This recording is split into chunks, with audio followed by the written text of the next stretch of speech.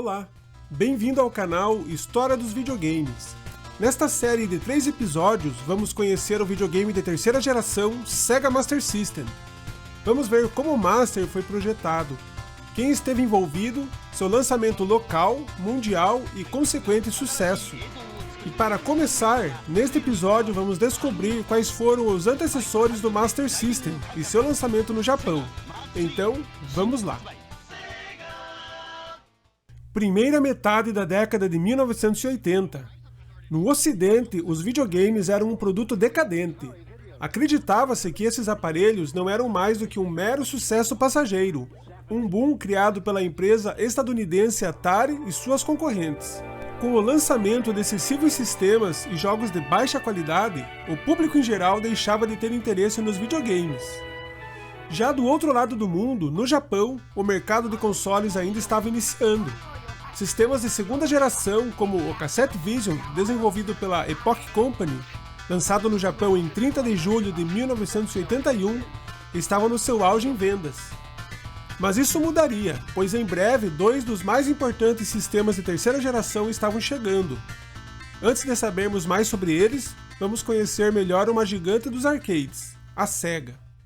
No início da década de 1980, a Sega Enterprises, então uma subsidiária da Gulf and Western, era uma das 5 maiores fabricantes de jogos de arcades nos Estados Unidos, com uma receita aproximada de 214 milhões de dólares. No entanto, uma desaceleração no negócio de arcades a partir do ano de 1982 prejudicou seriamente a empresa, levando a Gulf and Western a vender a parte americana de fabricação de arcades e os direitos de licenciamento de seus jogos para a Bally Manufacturing. A equipe de desenvolvimento, bem como a subsidiária japonesa, Sega Enterprises, foram mantidas. Com seus negócios de arcade em declínio, o presidente da Sega japonesa, Hayao Nakayama, defendeu que a empresa aproveitasse sua experiência no desenvolvimento de hardware e softwares para entrar no mercado de consoles domésticos no Japão, que na época estava iniciando.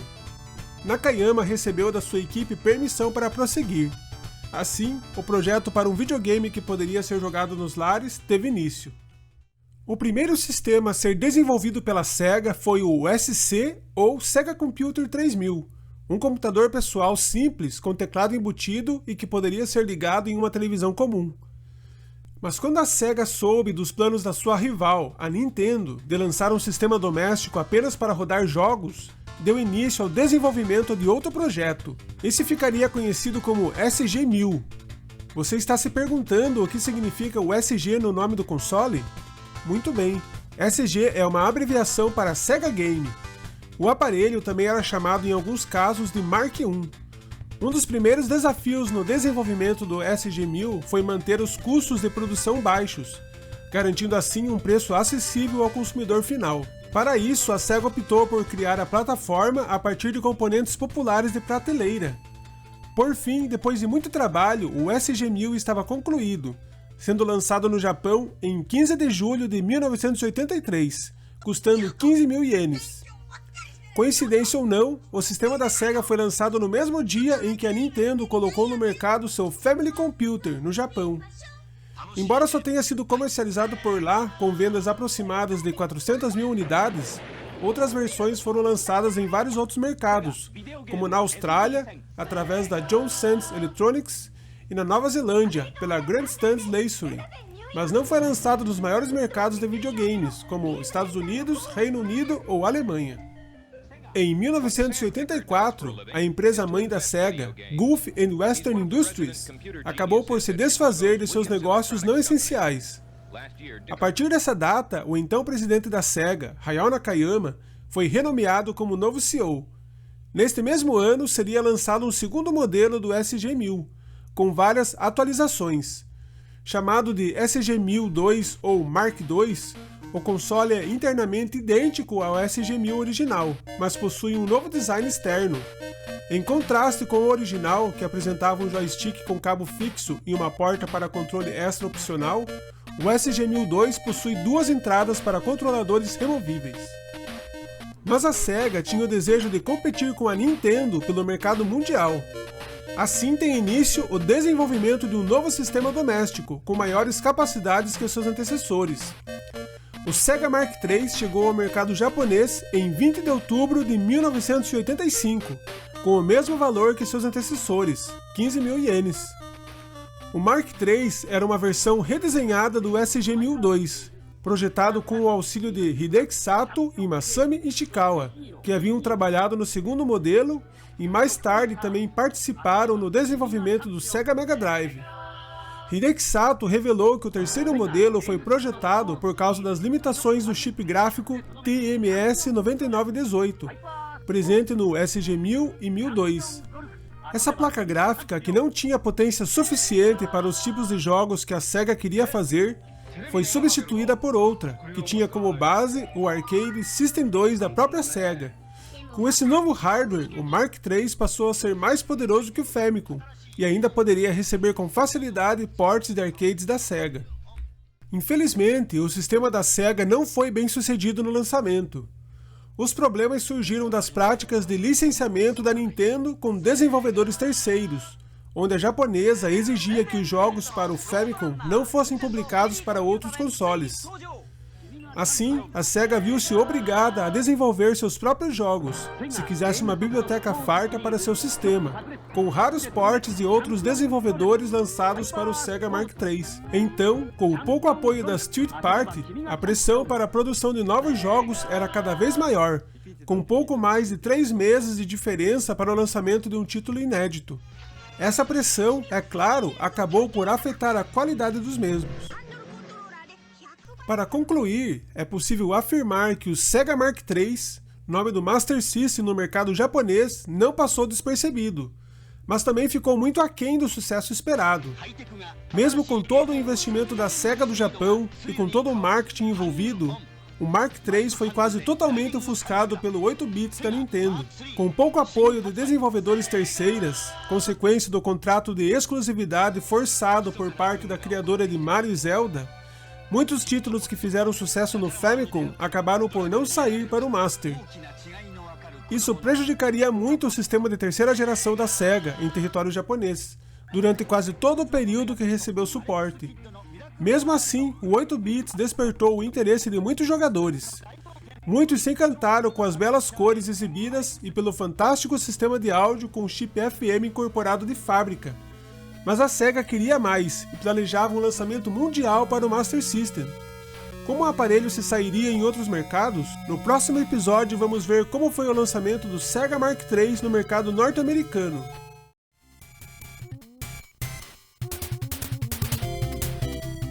As coisas não iam bem para o Sega Mark III no mercado doméstico, com a maior parte das desenvolvedoras de softwares publicando seus jogos para o 8-bits da Nintendo. O CEO da Sega of Japan, Hayao Nakayama, começa a procurar uma alternativa para seu sistema de videogame de terceira geração. Nakayama tinha um desejo. Ele gostaria de disputar com o Famicom o grande sucesso da criadora de Mario e Zelda no mercado mundial, visto que a curto prazo isso não seria possível dentro do seu próprio país. Ele planejava um lançamento internacional para o Mark III. Seu objetivo inicial era a América do Norte e posteriormente outras regiões. Mas como isso seria feito? Nakayama questionava se a própria Sega deveria assumir essa missão ou delegar a uma terceira. Em pouco tempo, Nakayama encontraria as respostas. A primeira coisa que ele descobriu é que a cultura oriental é muito diferente da ocidental. Com isso em mente, a Sega japonesa tratou de redesenhar seu console para agradar os gostos do público norte-americano. Para seu lançamento por lá, a embalagem do console e os jogos receberam um design de grade na cor branca, inspirado nos produtos da marca Apple, que então desfrutavam de grande popularidade. A carcaça do Master também foi inteiramente refeita, ganhando um ar futurista na cor preta. Os controles continuaram quadrados, ganhando uma roupagem na mesma cor do console. Com todo esse investimento, a Sega esperava que seu sistema de videogame se saísse melhor na América do que no Japão. Para alcançar os objetivos de Hayao Nakayama, a Sega of America foi criada em 1986 para gerenciar os produtos da empresa. Os executivos da empresa contrataram Bruce Lawrie, que foi presidente de vendas da Nintendo of America anteriormente. Larry foi persuadido a mudar de empresa porque a SEGA permitiria que ele desse início a um trabalho do zero, o que não seria possível na Nintendo. Seria ele a escolher o nome Sega of America para sua divisão, visto que havia trabalhado para a Nintendo of America e gostava da combinação de palavras. Inicialmente, a prioridade da Sega da América era reembalar o Mark III para o lançamento ocidental. Contudo, seu nome japonês não chamaria a atenção dos americanos. Então, o console ganhou um novo nome, sendo chamado de Master System, de maneira muito semelhante ao que aconteceu com o Famicom, que se tornou o Nintendo Entertainment System ou NES no ocidente. Como o nome foi escolhido? Acredite se quiser, a escolha foi feita pelos funcionários da Sega da América jogando dardos contra um quadro branco, com diversas sugestões. Quando um deles acertou o nome Master System, a maioria concordou que esse seria seu nome. Os planos de lançar um console mais barato que o aparelho padrão, chamado de Base System, também influenciaram a decisão. Por fim, executivos aprovaram o nome depois de serem informados que Master fazia referência à natureza competitiva do aparelho na indústria de videogames, onde apenas um competidor pode ser o Master ou Mestre. Com seu novo nome escolhido, agora faltaria o anúncio do mais novo sistema de terceira geração. For you, the Sega Master System of Entertainment. O Master foi anunciado pela primeira vez na América do Norte na Summer Consumer Electronics Show, a SES, em Chicago, junho de 1986. Ele foi inicialmente apresentado em um pacote com uma pistola leve, 2 controladores e 2 jogos, contando com um razoável entusiasmo do público. Enfim, seu lançamento aconteceu em setembro do mesmo ano, ao preço de $200, o que seria equivalente a mais de R$2.000 nos dias atuais. O pacote vinha com os jogos Hang-On e Safari Hunt. Suas especificações técnicas eram praticamente idênticas aos exemplares vendidos no Japão como Mark III. Sua CPU principal é um Zilog Z80A, um processador de 8 bits rodando a 4 MHz, mas executando a 3,59.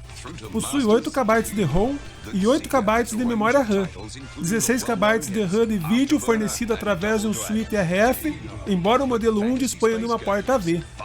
Sua resolução é de 256 por 192 pixels e até 32 cores de uma só vez na tela, em uma paleta total de 64. Tanto o modelo Mark III como o Master System usam 2 slots para entradas de jogo, um para o Mega Cartuchos e outro para o Sega Cards, junto com um slot de expansão e 2 portas de controle. Seu sistema de som é fornecido pelo chip SN76489, que pode fornecer 3 canais de onda quadrada e um canal de ruído. O modelo ocidental não dispunha do chip de som FM. Mas será que o Master System seria um sucesso quase que imediato, como seu concorrente, o Nintendo Entertainment System? Em 1986, a Nintendo estava enviando o NES do Japão para os Estados Unidos com vendas em alta. Nesse embalo dos videogames, a Sega esperava vender de 400.000 a 750.000 consoles em 1986. Mas no final do ano, apenas 125.000 consoles Master System haviam sido comercializados. Isso era mais do que os 100.000 unidades vendidas do Atari 7800, mas muito menos do que os 1.100.000 unidades do NES. Esse resultado não foi bem recebido pelos executivos japoneses. Como acontecia no Japão, o Master System ocidental tinha uma biblioteca de jogos bastante limitada. Isso se deu por alguns motivos, sendo o principal deles as práticas de licenciamento da Nintendo. A Big N não permitia que as desenvolvedoras lançassem seus jogos para outro sistema, senão o NES. Com apenas 2 produtoras americanas produzindo jogos para o Master, a Activision e a Parker Brothers, os lançamentos para o sistema se tornaram escassos. Buscando uma saída aos poucos títulos, a Sega passou a promover a ideia de que o Master System foi o primeiro console onde os gráficos são realmente semelhantes aos do arcade, e empurrou a experiência de arcade nos seus anúncios. Isso levaria a uma resposta dupla por parte do mercado, uma vez que nem todos gostavam de jogos com estilo arcade. Essa publicidade era dirigida por apenas 2 pessoas no departamento de marketing da Sega, sem bons resultados. Uma aposta da empresa foi fazer uma parceria com o astronauta Scott Carpenter no final de 1987, para dar início ao Sega Challenge, uma programação para a montagem de centros recreativos em vários locais nos Estados Unidos, onde as crianças poderiam ser testadas em habilidades como concentração e coordenação, em jogos como OutRun e Shooting Gallery, que foram incluídos no desafio. Contudo, o ano de 1987 terminou e as vendas do Master não engrenaram. No final de 1987, em meio a dificuldades nos Estados Unidos, a Sega decide vender os direitos de distribuição do Master System para a empresa de brinquedos Tonka. Mas aqui havia um sério problema. A Tonka não tinha experiência com sistemas de entretenimento eletrônico. O pensamento da Sega por trás do negócio foi alavancar as vendas do seu sistema, fazendo dele um brinquedo americano, já que a Nintendo havia comercializado o NES como um brinquedo de grande sucesso. O anúncio foi feito logo após a CES de verão de 1987. Durante esse período, grande parte da infraestrutura da Sega of America mudou de marketing e distribuição para se concentrar no atendimento ao cliente, e Laurie deixou a empresa. A Tonka bloqueou a localização de vários jogos japoneses populares que, segundo ela, não seriam necessários, ficando com uma biblioteca de pouco mais de 100 títulos. Essa limitação mostrou-se muito negativa, pois a demora entre os lançamentos de novos títulos fazia com que o sistema da Sega se mostrasse pouco apelativo, frente ao seu mais forte concorrente, que dispunha de lançamentos todos os meses. E para piorar a situação, a Tonka enfrentava problemas financeiros durante o ano de 1988, dando pouca atenção ao console. Com baixas vendas na temporada de festas, o Master System continuou a ter um desempenho ruim no mercado. Entre seus jogos de maior sucesso estão Phantasy Star, um RPG lançado em novembro de 1988, e a franquia Alex Kidd, em especial Alex Kidd em Miracle World.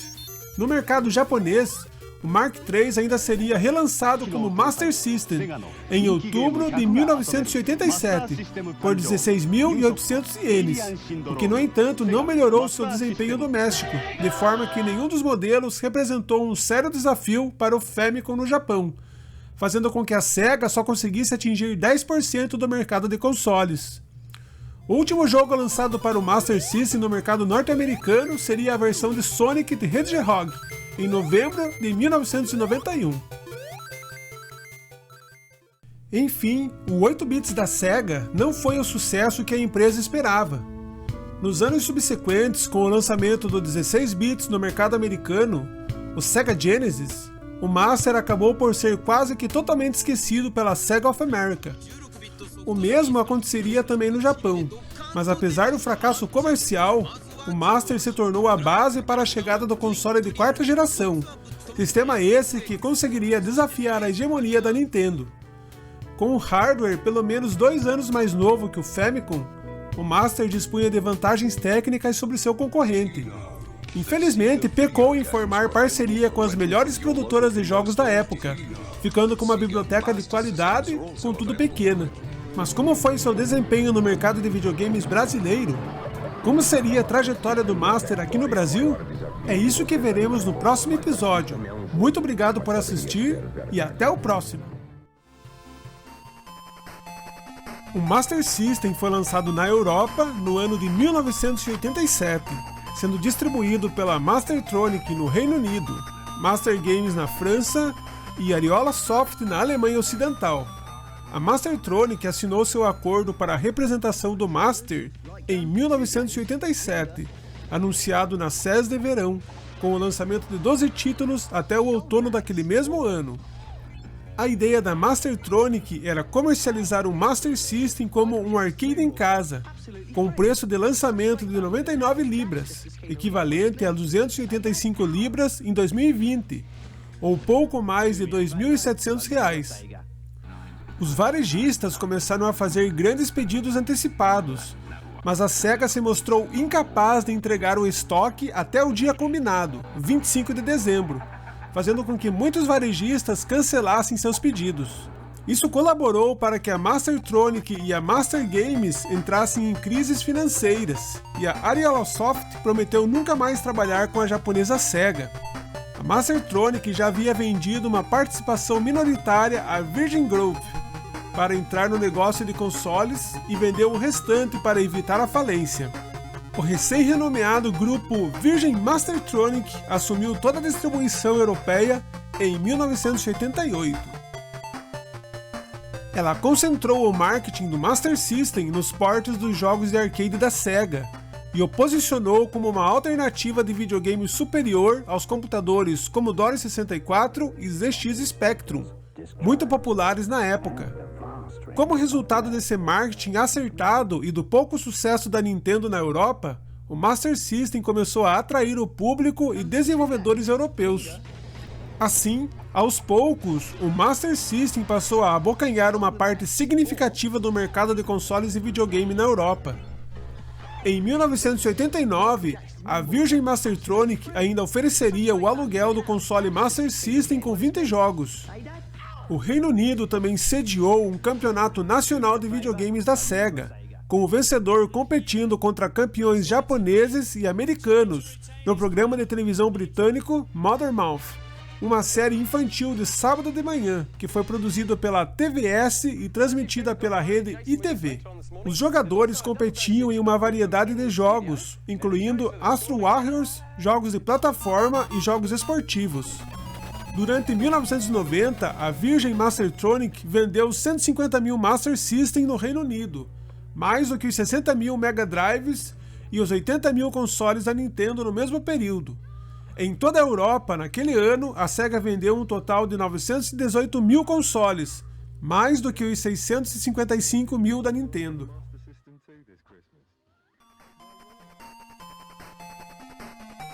No Brasil, o Master System foi comercializado por meio da indústria brasileira de brinquedos eletrônicos Tectoy. A empresa havia sido fundada pouco tempo antes, em setembro de 1987, por Daniel Dascal, Léo Chris e Abby Chris, e viu no negócio de jogos eletrônicos uma maneira de diversificar e expandir seus produtos. Um dos primeiros sucessos da Tectoy foi o lançamento, em 1987, da revolucionária pistola Zillion, um brinquedo baseado no anime de mesmo nome que fazia bastante sucesso aqui no Brasil, lançado pela Sega em parceria com o estúdio de animação Tatsunoko Production.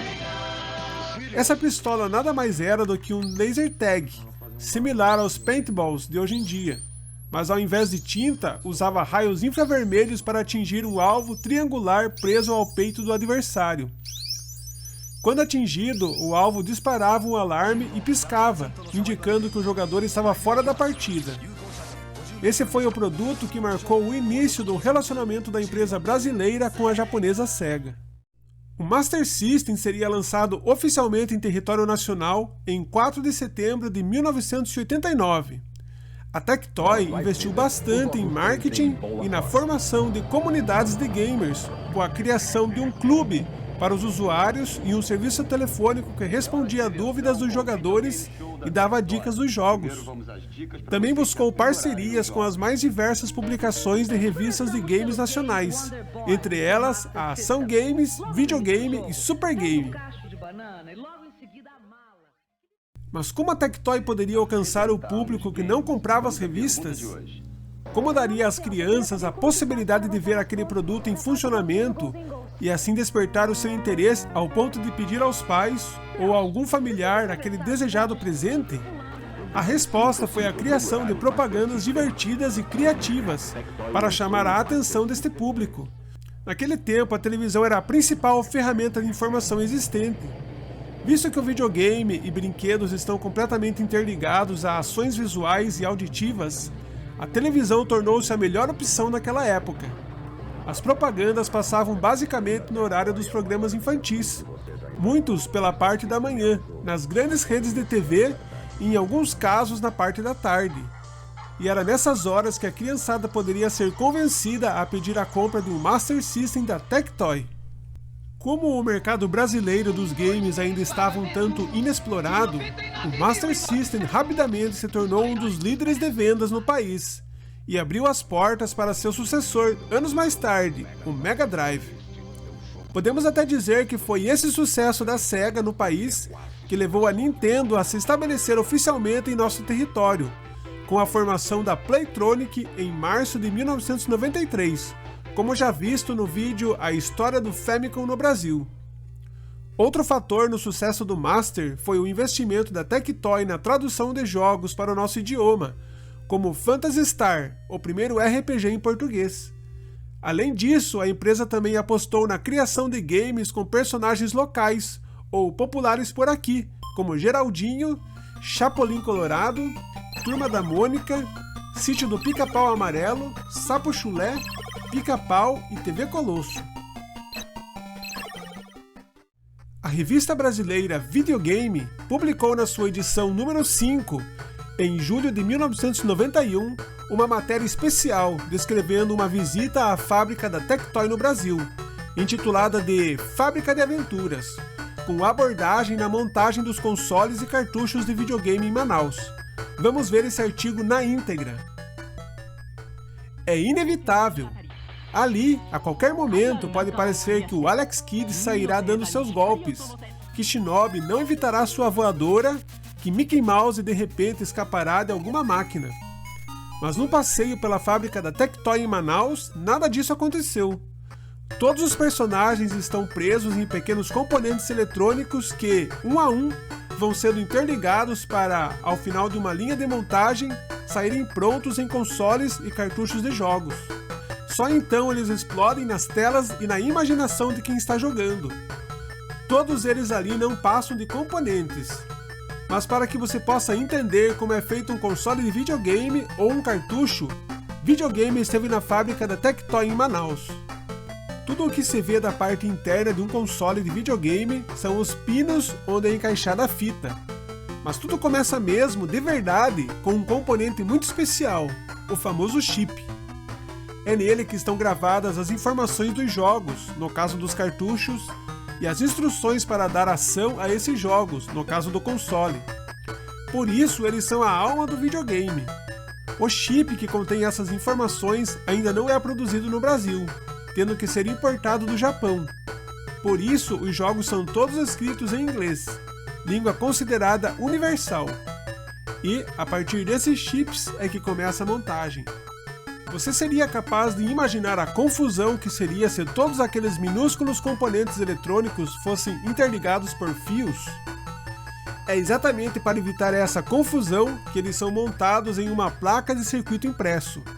Assim, de um lado ficam os componentes organizados e enfileirados, e de outro filetes de cobre que fazem parte da placa como se estivessem impressos, substituem os fios, fazendo todas as ligações necessárias para que o conjunto todo funcione.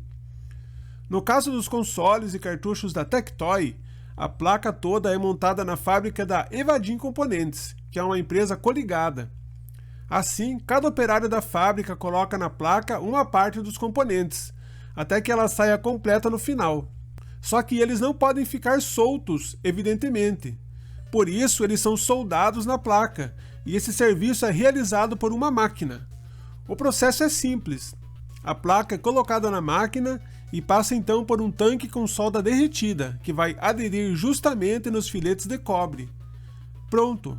As ligações estão feitas e os componentes estão firmes na placa.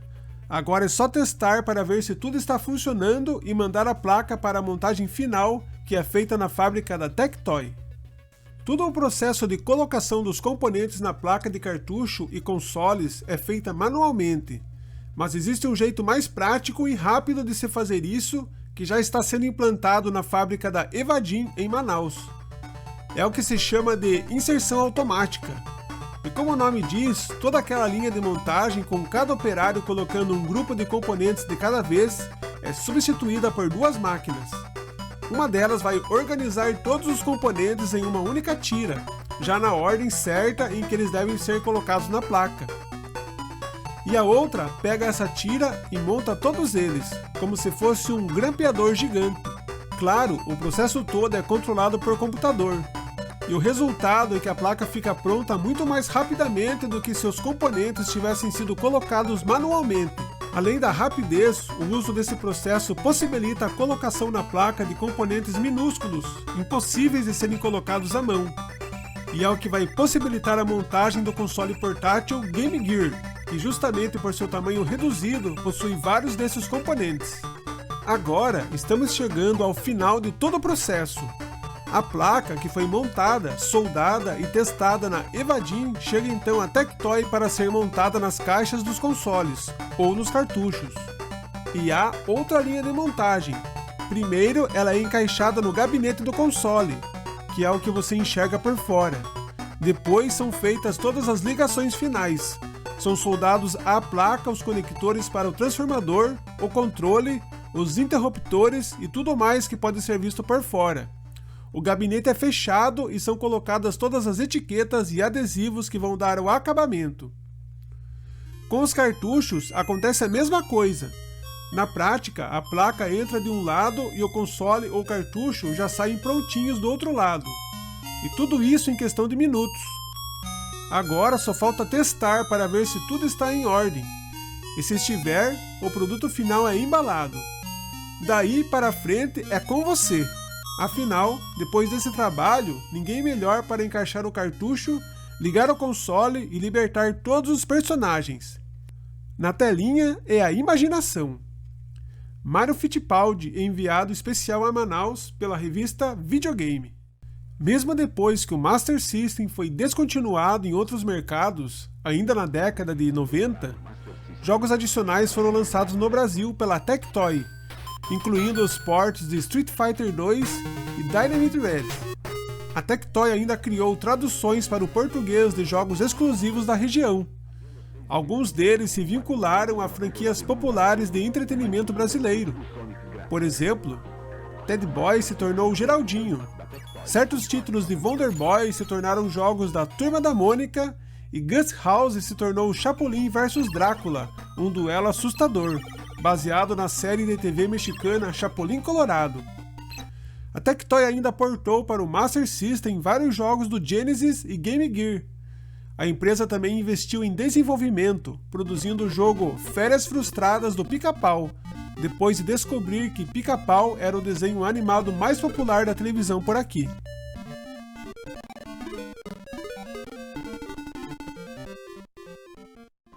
O Master System foi um grande sucesso no Brasil por vários anos, abocanhando mais de 3/4 do mercado de consoles originais, até que por volta de 1995 começou a perder força para aparelhos mais modernos, como o Sega Mega Drive e o Super Nintendo.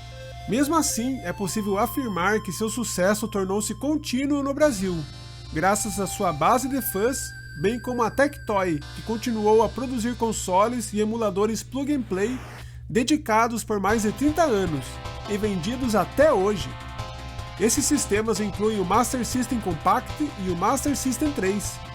Atualmente estão à venda os modelos Master System Evolution, que vem com 132 jogos na memória, o Master System Plug and Play com 40 jogos e o Master System Portátil com 40 jogos na memória. Em 2015 foi relatado que os sistemas Plug and Play Master System vendem cerca de 150 mil unidades por ano no Brasil, um nível que se mantém mesmo diante dos sistemas modernos. Até 2020, a Tectoy já vendeu mais de 8 milhões de unidades do seu sistema. E você, já foi dono de um Master System? Conta pra nós nos comentários, bem como sua experiência com esse fantástico clássico dos videogames dos anos 80 e 1990. Muito obrigado por assistir e até o próximo!